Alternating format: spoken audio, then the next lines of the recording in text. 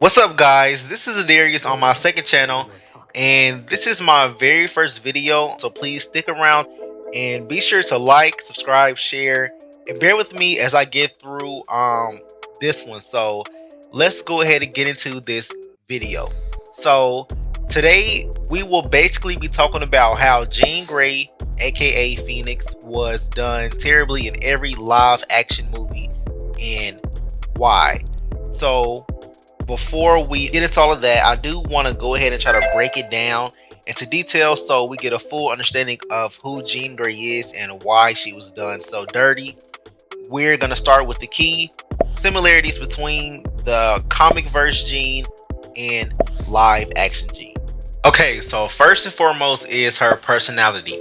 We aren't going to go into detail on this one too much, but Jean has always been the nurturing caretaker of the team. In the comics, we've seen her keep a balance in each X-Men team she's been a part of. And in the movies, as seen in X-Men 2 United, when she sacrificed herself to save the rest of the team, knowing she wouldn't be able to save herself, even though I personally feel that she should have been able to save herself, because she can fly basically. But she didn't do that mainly because of plot and bad writing that she didn't. But we'll get into that part later on. But other than that, she's seen in also X-Men Apocalypse when she eased a confused Logan's mind and restored some of his memories. Then in Dark Phoenix when she realized that she was hurting the people she loved and sacrificed herself again. So that was pretty much a good aspect brought from the comics to the live actions. And yeah, it was pretty spot on without a doubt. So that's pretty much it for that one, and let's move on to the next one. Next is power struggle.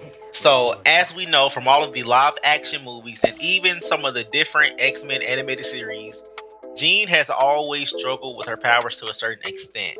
From fainting every other episode, failing to complete little tasks, things like that. Her main challenge was always having control over her telepathic abilities. That was like one of the biggest things. But also her telekinetic abilities at times.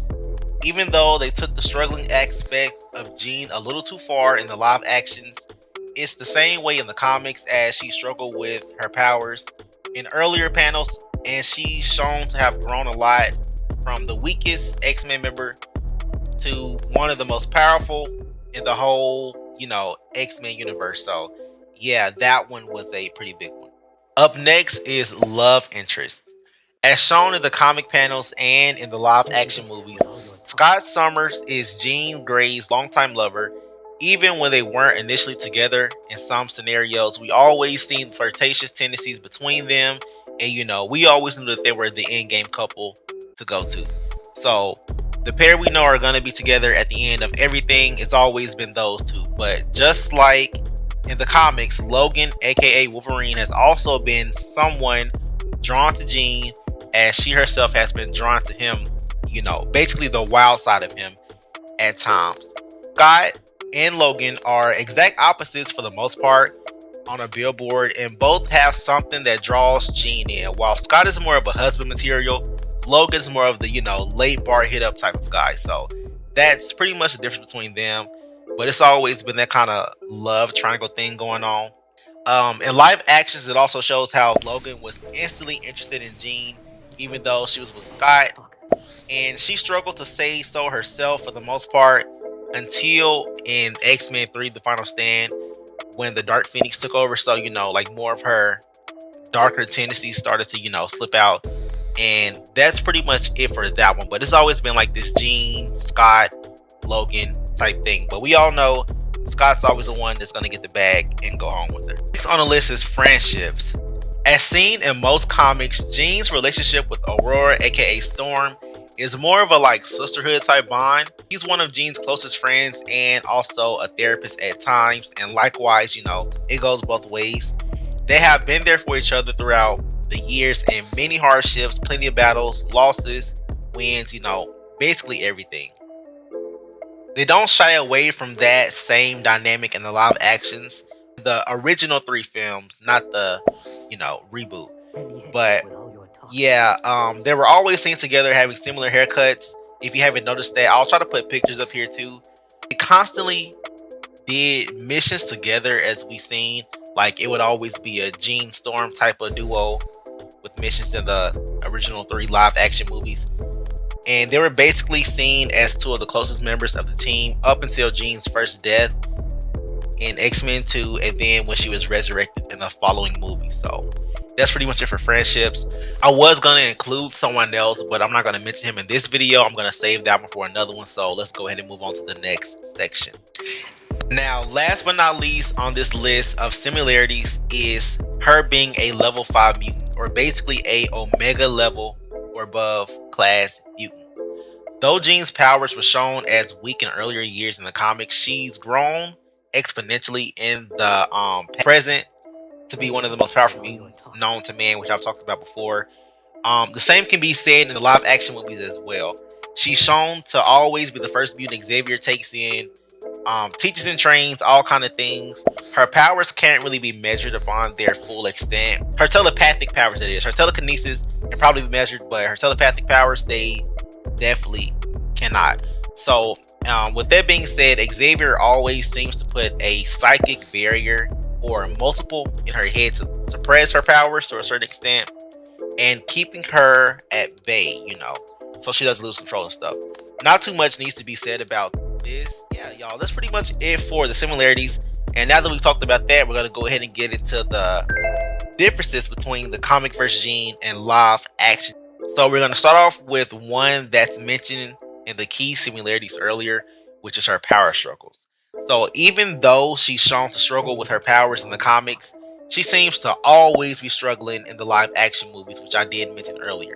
The only scenarios where she's not struggling with her powers was only when she like basically became the Dark Phoenix in the original 3 movies, you know, in the 3rd one, and doing everything in the X-Men Apocalypse also in the rebooted series, when she didn't really show too much struggling, but she did show hesitation to use her powers in the reboot. In the live, I do feel as though it's either that she's struggling too much, as seen in X-Men 2 when she barely stopped one missile from hitting the X-Jet and struggled to get rid of the second one, or she's not herself and it's the Dark Phoenix doing everything for her. So that's like the main problem I have with the live action movies and her power struggle.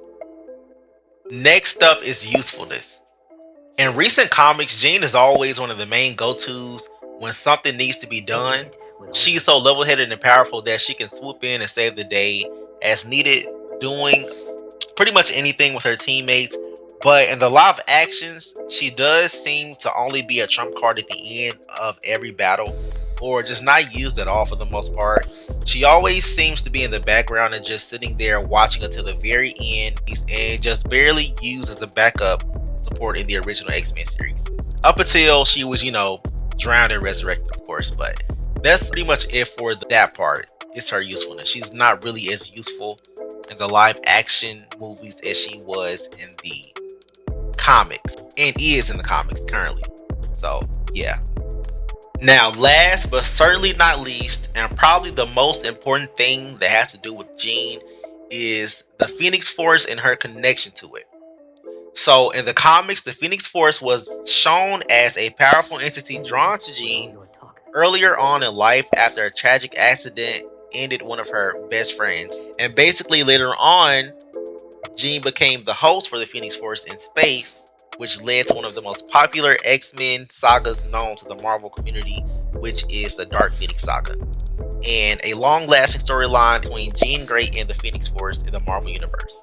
In live action movies, they seem to always jump over the Phoenix Force phase and go straight into the Dark Phoenix saga. I don't know why they do it, but it does irk me a lot whenever I like watch the movies to see that. But before we get into all of that, let's get into how the live action Phoenix Force differs from its comic counterpart, that is.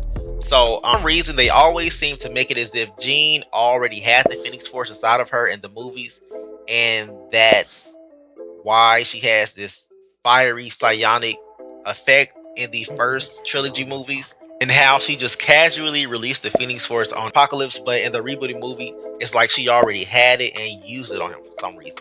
So in the original X-Men trilogy, they always introduce the Dark Phoenix as a alter ego of Jean's subconscious mind, which is more of a, non-caring powerhouse that she struggles to control, but in the end she didn't show any different characteristics or anything that has to do with the actual Phoenix Force, but instead just abilities that Jean should naturally have, like levitation. Like, we've never seen her levitate until that point in the movie.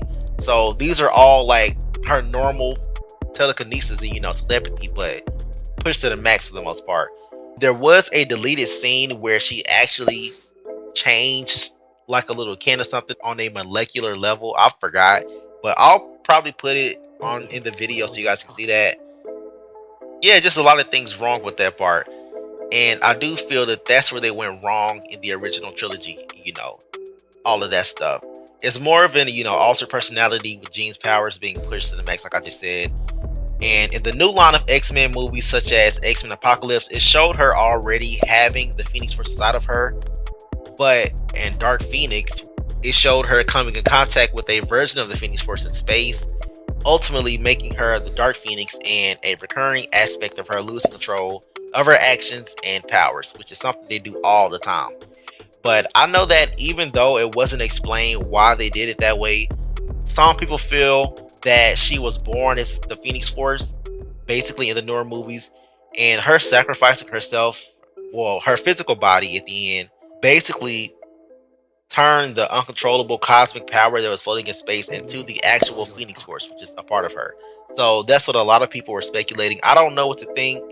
I mean, I could see that possibility, but it never really, clicked fully with me. But I do plan on making a whole different video for that, so stay tuned for that one. So those are pretty much the big similarities and differences between live action Jean and the comic version of her. So I did want to go over those, and now let's get into why and how she was done so terribly in all of the movies. To sum it all up, I do feel that the main reason she was done so terribly is because everything was rushed. It was always rushed. In every aspect pertaining to Jean Grey, she went from a struggling telepath to a telekinetic to an unstable powerhouse the very next movie. She didn't really have time to develop her powers or gain control over time, as we've seen with people like Wanda in the, new MCU. We've seen Wanda struggle and then grow to be one of the most powerful characters in the MCU. And she didn't even know she had all of that at first. So if they would have probably taken that same development for Jean in the original X-Men movies, Fox version movies, and her powers, that would have probably been a lot better. Introducing the Phoenix Force and us watching as she displays such high levels of power, then gradually losing control over time and going into the Dark Phoenix saga, that would probably been a lot better than what we got. I do feel as though not as many people would hate it as much as they did. And it could have been popular, it could have blew up more. We could have got even more movies. Probably wouldn't have failed, and a lot of things like that. So yeah, the main thing was that it was just a waste of, they didn't really take their time with her. So now they showed a lot of development with like Logan throughout the years and other movies, but I guess that's because she's like a favorite for a lot of people, not me personally. But I think that they should have taken that same approach with Jean and many others from the series to make things more connected and appealing for the audience. So yeah, and I do plan on making other videos about other characters too, so just let me know in the comments which one y'all think. But yeah, that's pretty much it for this video, y'all. Make sure y'all comment. If I missed anything at all, please feel free to let me know. If it's something that I didn't cover and I should have covered or brought up, just let me know. My goal right now is 500 subs on this channel, and I have plenty of other videos lined up to upload about the different teams of Marvel, DC, and a lot of other things too. So just let me know what you guys would like to see, specifically, whether it has to do with mutants or the Fantastic Four, Avengers, anything else like that. Even new upcoming shows, movies, all of those things. I'll be doing trailer reviews and things for those too and everything. So yeah, I'd love to do it because I have a lot planned for this channel. So be sure to join my Discord also if you're interested in talking about any of these discussions we have on my channel. And so yeah, I hope you did enjoy this video. I know I probably messed up a lot, but it's something I'll work on gradually. First video on this channel. So yeah, that's it. Thank y'all so much for watching, and I'll see y'all in the next one.